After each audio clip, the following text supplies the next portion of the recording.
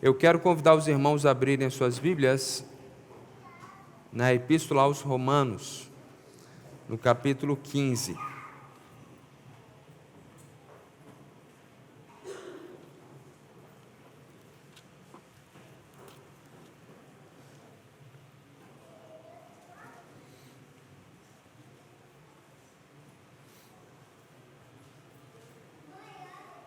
Romanos capítulo 15, verso 14.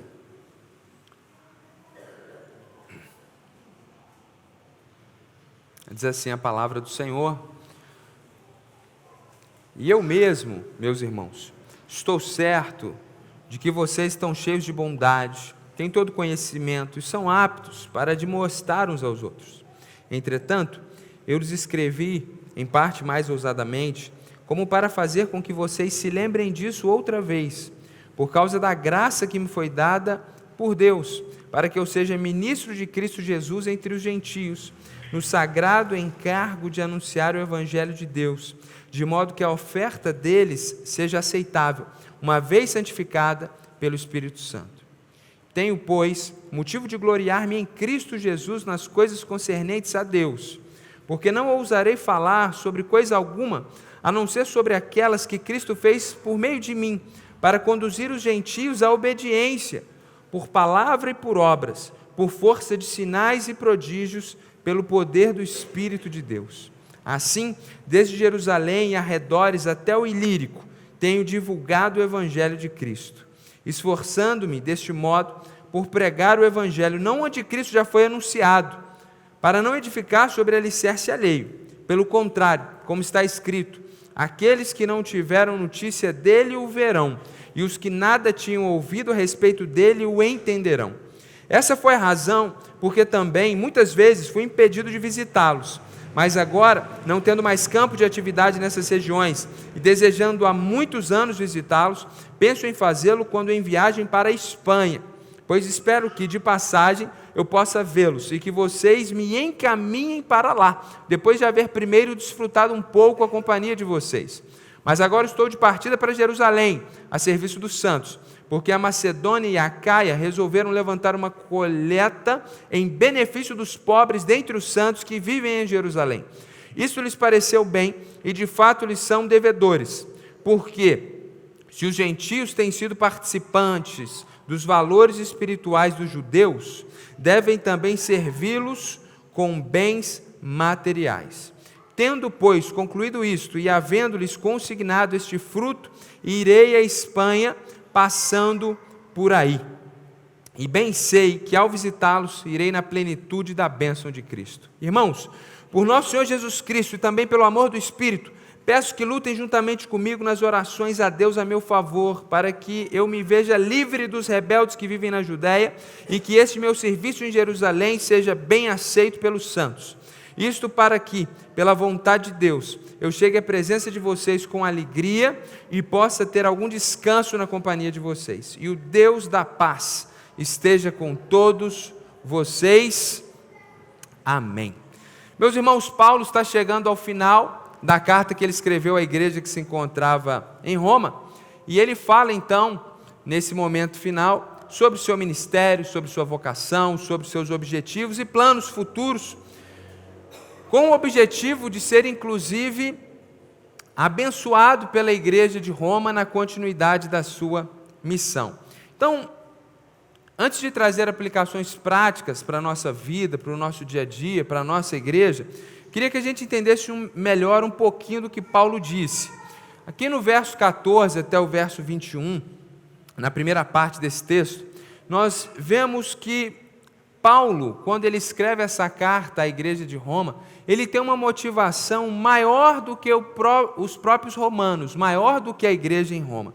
A motivação dele é o desenvolvimento do evangelho entre os gentios, ou seja, para aqueles que não eram judeus, que naquele tempo era algo muito único e muito especial, porque hoje a minoria da igreja é de origem judaica. Amplamente, a igreja é gentílica, ou seja, a igreja é composta de pessoas que não têm o sangue de Abraão.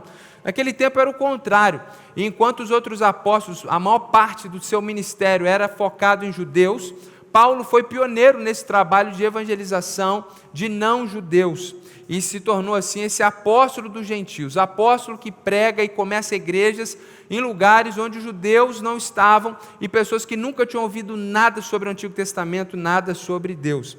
Então, essa é a motivação dele, esse é o motivo de vida dele, essa é a vocação dele, compartilhar o evangelho com as pessoas que nunca tinham ouvido falar nada a respeito de Deus, e não ficar limitado a falar de Jesus somente para judeus. Então, ele vai falar sobre isso aqui nesses versículos, e eu quero só esclarecer algumas coisas. No verso 16, quando ele diz, para que eu seja ministro de Cristo Jesus, entre os gentios, no sagrado encargo de anunciar o evangelho de Deus, de modo que a oferta deles seja aceitável, uma vez santificada pelo Espírito Santo. O que ele está dizendo aqui, de forma metafórica, usando uma linguagem religiosa, é que ele deseja que os gentios, aqueles que não eram judeus e não conheciam a Deus nem Jesus, que eles se tornassem cristãos, que eles conhecessem a Jesus. Então eles tinham as suas próprias religiões e ofertavam às suas divindades aquilo que eles entendiam que dentro do seu rito religioso eles deveriam ofertar. Mas isso não era naturalmente agradável e aceitável ao Deus verdadeiro, porque eles estavam adorando deuses que não eram deuses de verdade, porque só existe um único e verdadeiro Deus, revelado na pessoa de Jesus. Então ele diz que a partir do momento que ele pregasse, anunciasse o evangelho de Deus, a oferta deles seja aceitável, metaforicamente, não que eles iam continuar matando animais, sacrificando para Jesus, mas ela seria santificada pelo Espírito Santo, ou seja, agora eles iriam adorar a Deus de forma verdadeira. No verso 17 até o verso 19, ele fala que ele não tem motivo de se gloriar, a não ser em Cristo Jesus. E aí ele fala que não vai ousar falar daquilo que ele fez. Isso aqui é muito interessante, porque uma das necessidades que nós temos enquanto seres humanos é salientar os nossos bem-feitos. É falar para as pessoas e agora mostrar na internet as coisas boas que a gente faz e as nossas conquistas. Isso é uma necessidade humana, a gente precisa fazer isso para a gente se sentir bem. E aí quando a gente se coloca nessa posição, a gente acaba ocultando os nossos malfeitos, e aí a gente tem a sensação de que a gente é bom, e isso faz bem para a gente psicamente. Então, é muito natural, é muito enraizado na natureza humana, o ato de se gloriar, ou seja, de falar das suas grandezas, dos seus feitos. Então, eu fui ao mercado ontem e vi a moça trabalhando, muito jovem, parecia uma adolescente, perguntei a idade, ela tem 21 anos, 19 anos, e dei parabéns pela força de trabalho, pela vontade de trabalhar. Eu falei, quanta gente aí com muito mais idade não tem essa disposição, não tem essa vontade, você está de parabéns. E ela falou, e mais do que isso, eu trabalho e eu estudo. Eu fiquei feliz, ela não estava ali cometendo um pecado, uma atrocidade, mas é um exemplo simples do dia a dia, a gente gosta, a gente precisa disso. Em certo sentido, compartilhar isso é até importante, mas de uma perspectiva cristã profunda, nós que estamos em Cristo Jesus entendemos que somos o que somos, como Paulo disse, pela graça de Deus. E todo o bem que fizemos e tudo aquilo que conquistamos e alcançamos, só alcançamos pela graça de Deus. Então Paulo diz que nós devemos nos gloriar em Cristo Jesus. E todas as vezes que a gente conta dessas coisas sem tributar glória a Deus, ele vai chamar de vanglória. Talvez não seja pecaminoso, certamente não foi o que aquela menina me disse ontem, mas é uma glória vã, algo passageiro, algo que não tem sentido nenhum, mas que nós como cristãos, assim como Paulo, devemos nos gloriar em Cristo Jesus. E a questão é essa, né? O que é se gloriar em Cristo Jesus, que é o oposto de se vangloriar? E aí ele explica, porque não ousarei falar sobre coisa alguma, a não ser sobre aquelas que Cristo fez por meio de mim, para conduzir os gentios à obediência, por palavras e por obras, por força de sinais e prodígios, pelo poder do Espírito de Deus. Ou seja, a forma correta de nós contarmos os nossos feitos é nós começarmos tributando honra a Deus e terminar o nosso relato também glorificando a Deus. Então, no lugar de dizer, cara, acabou, concluí a faculdade, ralei pra caramba e agora eu vou desfrutar isso. Estudei demais e agora eu consegui passar naquele concurso da Marinha. Cara, deve ter gente boa por aí, hein? Mas eu estou entre né? Se não fala, às vezes é assim que a gente sente. O que a gente deveria dizer? Graças a Deus, Ele me deu força, me deu saúde, eu estudei, Ele me capacitou, eu fui aprovado na Marinha, e a glória é de Deus, ainda que a alegria seja nossa. Talvez você não precise usar exatamente essas palavras, mas é um exercício que, se a gente começa a colocar no dia a dia, a gente vai testemunhando de Deus, a gente vai saindo da vanglória, e a gente vai tributando honra a Jesus.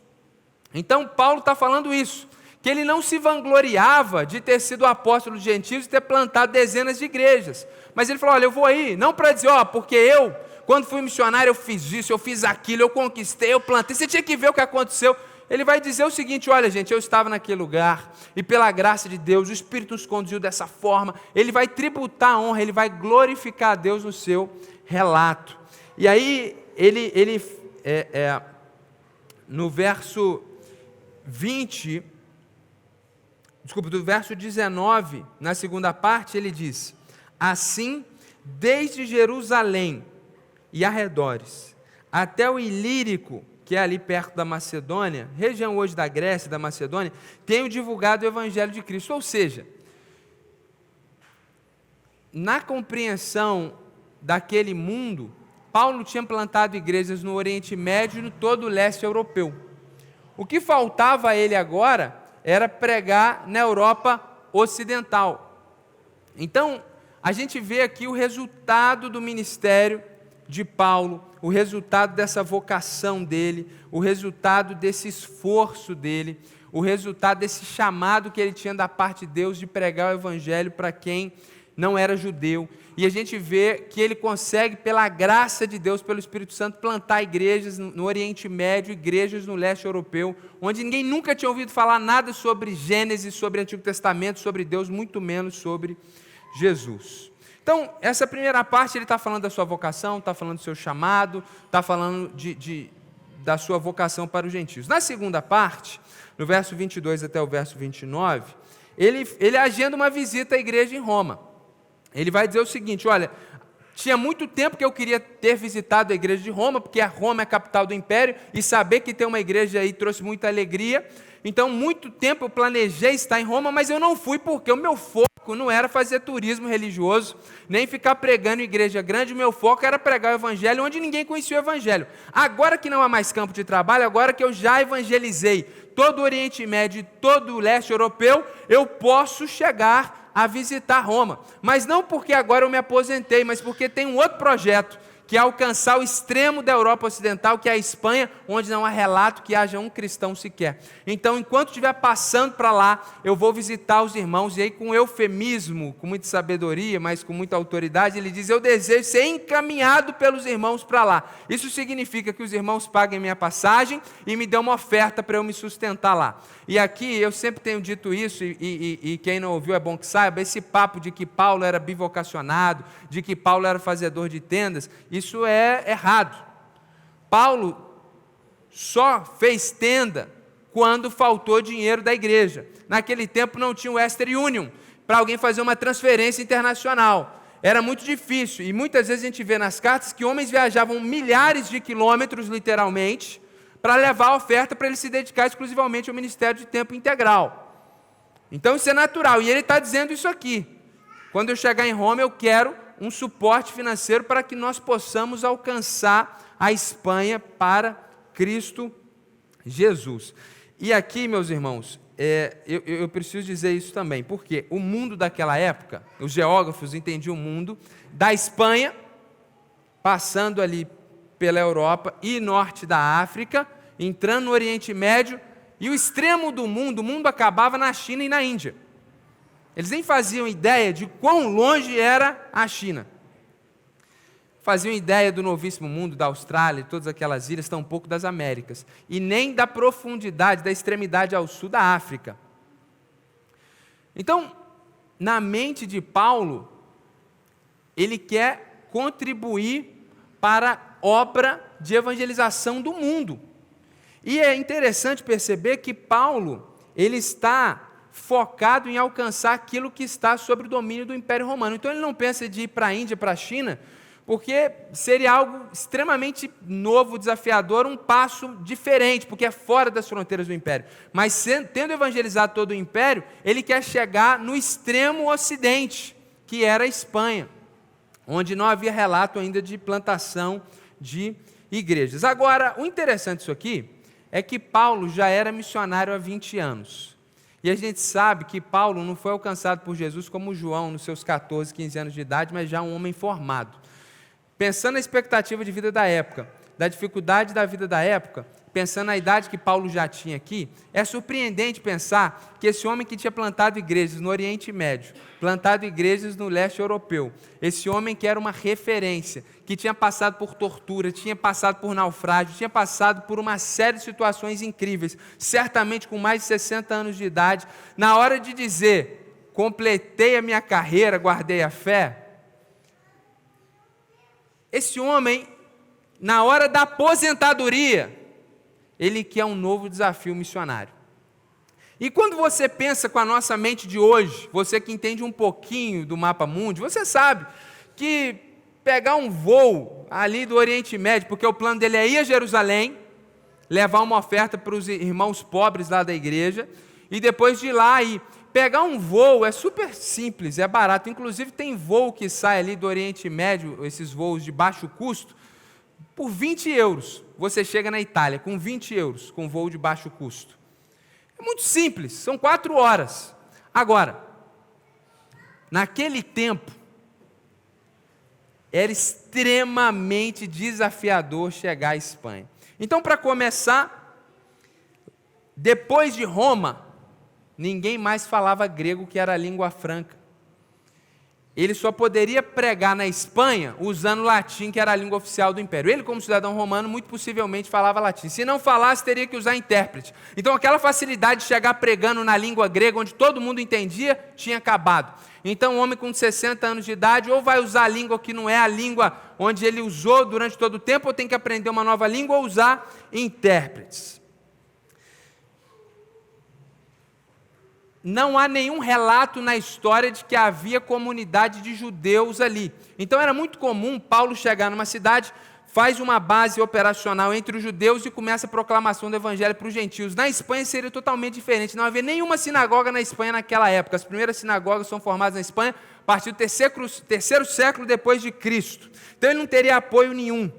Não havia nenhum barco que fazia Jerusalém não tem mar, né? Mas Oriente Médio, até a Espanha. Os barcos iam no máximo até a Itália. Então ele teria que chegar a Roma, que é onde ele queria ir, e ir de navio, que é sempre muito perigoso, ou andar 1000 quilômetros até chegar à Espanha. Que projeto de aposentadoria, hein, meus irmãos? Que projeto de aposentadoria. Eu gosto desse projeto de aposentadoria. Acho muito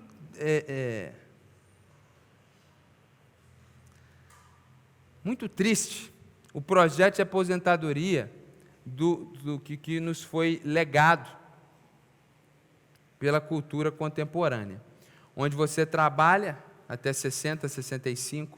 O trabalhador comum vai ter que trabalhar até 70, né, coitado? A coisa vai ficando cada vez pior. Quem tem mais oportunidades ou trabalhou mais para isso, depende do seu ponto de vista, consegue aposentar um pouquinho mais cedo. Na verdade, o sonho de todo jovem hoje é chegar ao primeiro milhão e se aposentar, né, antes dos 40. E depois você faz o que com a sua vida? As pessoas ou elas ficam idolatrando netos, ou elas ficam gastando dinheiro em viagem. Viaja e começa a se gloriar com o número de países que visitou. E na viagem não entrega nem um folhetim, daquele folhetim vagabundo, daquele ruim. Nem isso presta para fazer. Depois começa a ficar doente, começa a viver em médico. E aí, é um fim de vida, sinceramente, cara. Eu oro assim, eu queria chegar igual a Moisés. A Bíblia diz que Moisés, com 120 anos, a vista não escureceu, o homem estava jovem. Na verdade, com 120 anos, ele morreu. Mas morreu no auge. Ele foi conversar com Deus lá, já projetando para conquistar a terra prometida. O pessoal falou, rapaz, o velho agora ele vai voltar e nós vamos tomar esse Jericó. Só que aí Deus falou, chega filho, 120 anos, é o último homem que vai viver tanto tempo, acabou, agora vai matar tudinho com 70, com 80, mata Moisés ali e acabou, mas ele estava pronto para entrar em guerra. Então é mais ou menos isso que eu penso, sabe, assim, o que adianta você aposentar e ficar vivendo essa vida aí? Então, fica a dica aí para os irmãos que estão perto da aposentadoria, tá bom? Voltando aqui para o texto bíblico, do verso 30 até o verso 33, Paulo, então, ele vai pedir oração, fala, gente, quando eu chegar lá em Jerusalém, a situação é complicada, tem judeu lá que me odeia, eu estou na lista negra, e aí a situação é difícil, eu preciso que vocês me auxiliem, eu preciso que vocês me ajudem em oração, ele faz um pedido de oração.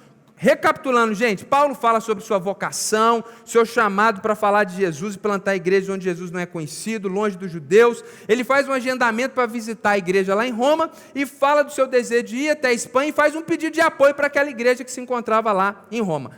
Pedido de oração e pedido de apoio financeiro. Agora, Paulo não está apenas fazendo um pedido para aquela igreja, mas com tudo isso que a gente viu, ele está nos ensinando uma verdade espiritual profunda, e é isso que eu quero que você aprenda aqui nessa manhã, que uma igreja envolvida no avanço do Evangelho, compreende a sua vocação apostólica e apoia os vocacionados por Deus. Por trás desse pedido, existe um ensinamento muito especial, e Paulo, na verdade, deseja que a igreja de Roma compreenda isso, e Deus deseja que nós compreendamos isso também, porque Paulo poderia estar escrevendo essa carta para nós, e por trás daquele pedido, aquilo que é aparente, imediato, um pedido de apoio, de auxílio, ele falando da sua vocação, ele está ensinando uma lição àquela igreja. Paulo quer que a igreja em Roma seja uma igreja envolvida no avanço do Evangelho, e ele faz então um convite para aquela igreja apoiá-lo na sua vocação pessoal de pregar o Evangelho,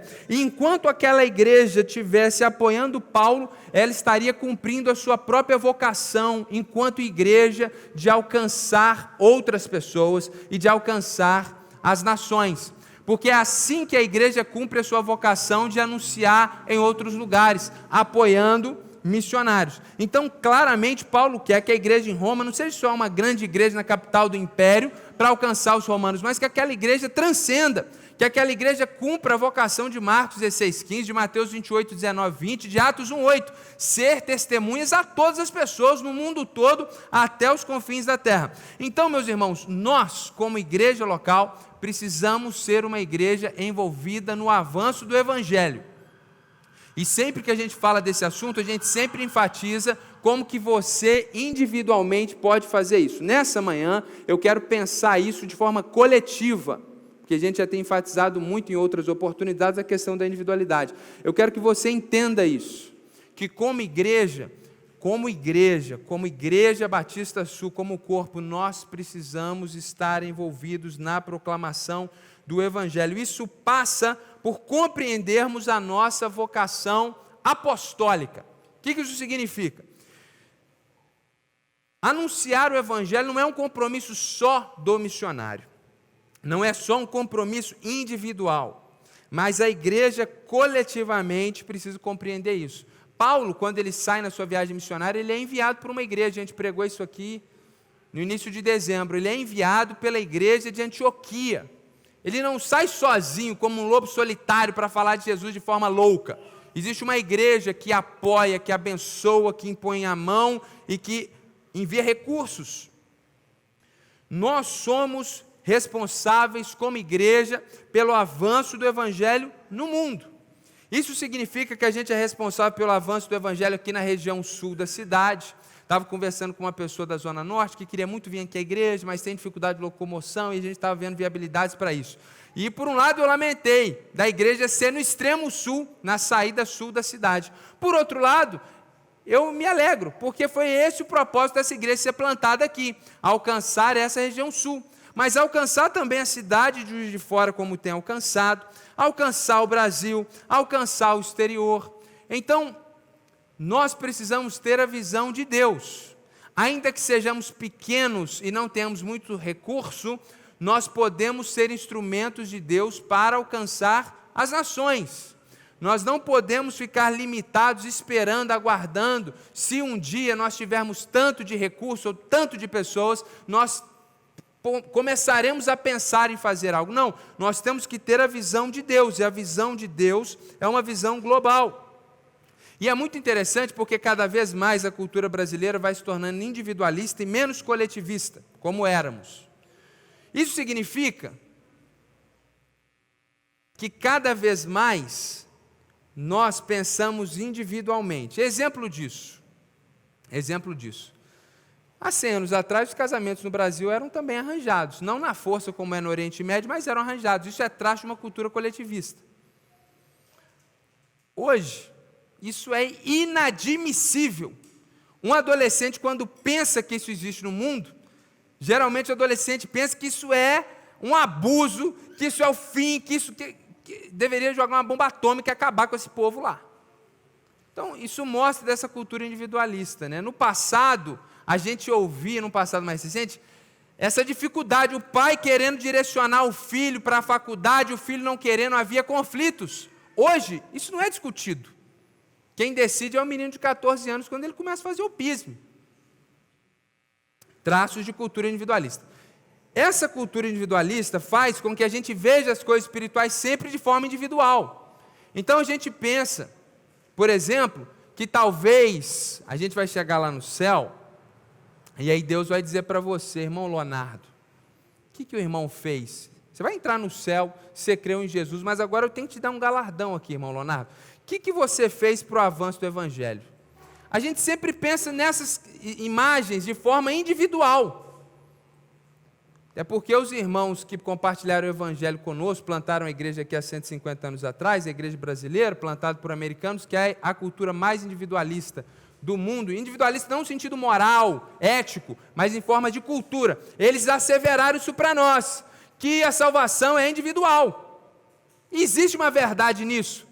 Mas a cultura bíblica é coletiva. Então Paulo não fala para o carcereiro, crê em Jesus, porque a sua salvação é individual, que se exploda a sua família. Ele quer crer no Senhor Jesus, será salvo tu e tua casa.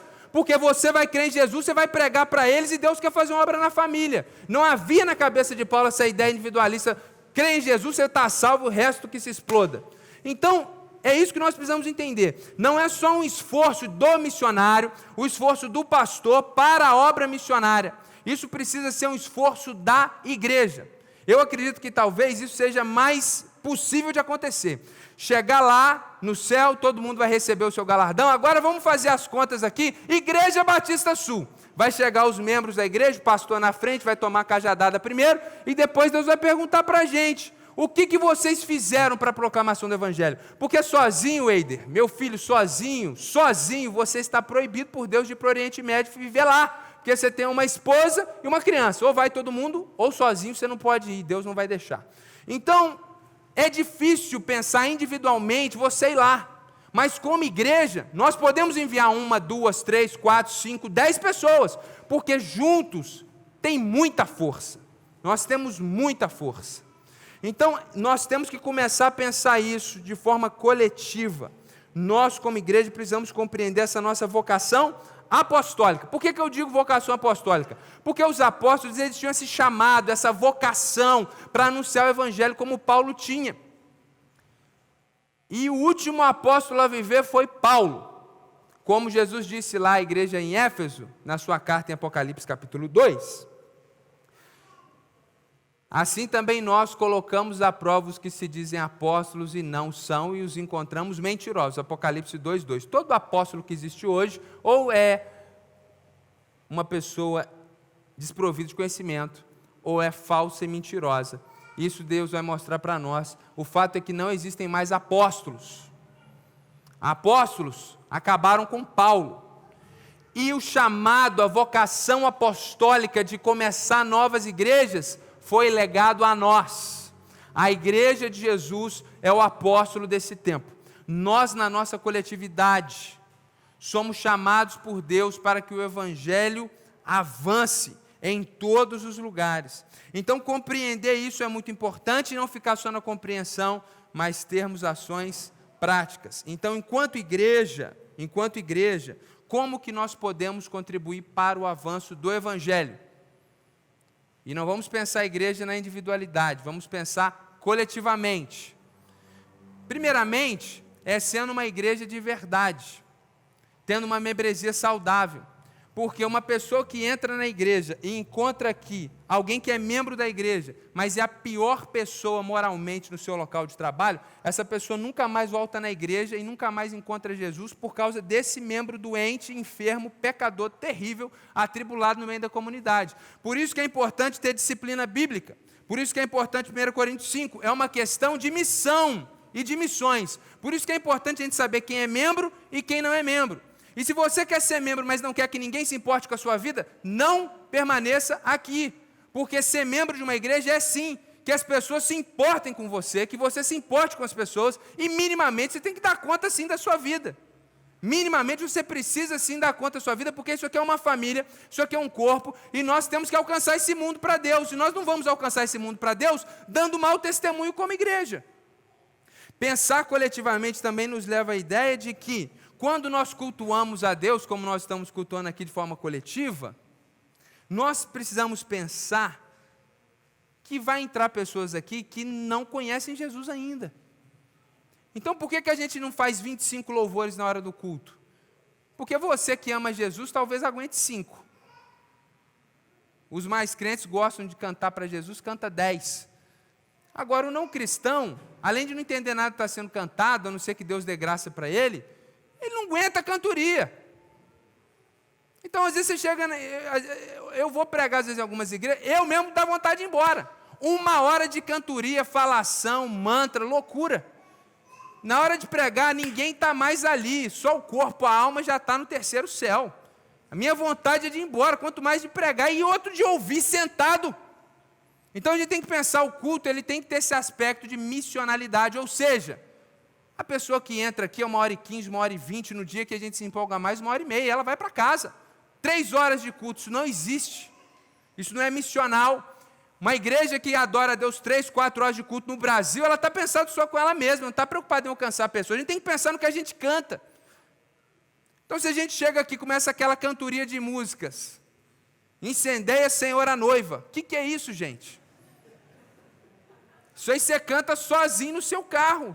Senão o visitante chama o corpo de bombeiros.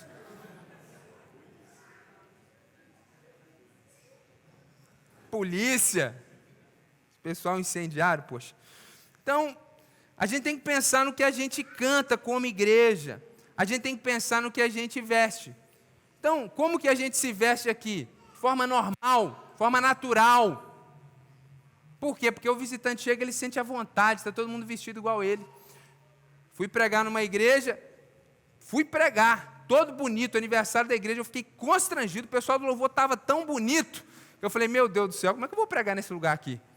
O pessoal olhando estranho para a gente, porque é uma coisa, sabe? E aí, mais problemático ainda, quando você chega no lugar, não, a mulher só pode usar saia. A coitada da pessoa chegou de calça jeans, acabou. O homem só pode ir de terno. Quem tem um terno hoje, gente, a não ser pastor político? E advogado? Pois bem, a gente tem que pensar em tudo isso, como a gente canta, como a gente se veste, como que é a liturgia do culto.